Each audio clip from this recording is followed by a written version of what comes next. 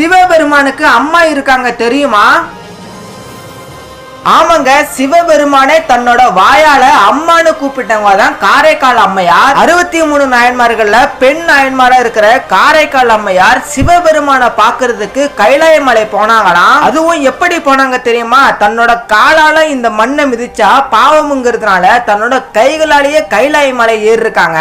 காரைக்கால் அம்மையார் கைலாய மலைக்கு போகும்போது சிவபெருமான் அவங்க வர்ற தோற்றத்தை பார்த்துட்டு பார்வதி தேவி கிட்ட சொன்னாங்களாம், இதோ என்னை தேடி வருகிறாள் என் அம்மை அப்படின்னு சொன்னாங்களாம். கைலாய மலையில காரைக்கால் அம்மையார் சிவபெருமான தரிசிச்சதுக்கு அப்புறம் இங்க இருக்கிற நம்ம தமிழ்நாட்டில் இருக்கிற திரு ஆலங்காடு வடாரண்யேஸ்வரர் கோவிலுக்கு தன்னோட கைகளாலே நடந்து வந்திருக்காங்க. இப்ப நீங்க பாக்குற இந்த கோவில்ல தான் சிவபெருமானுக்காக காரைக்கால் அம்மையார் தன்னோட வாழ்க்கையை அர்ப்பணித்து இந்த இடத்துல தான் முக்தி பெற்றிருக்காங்க.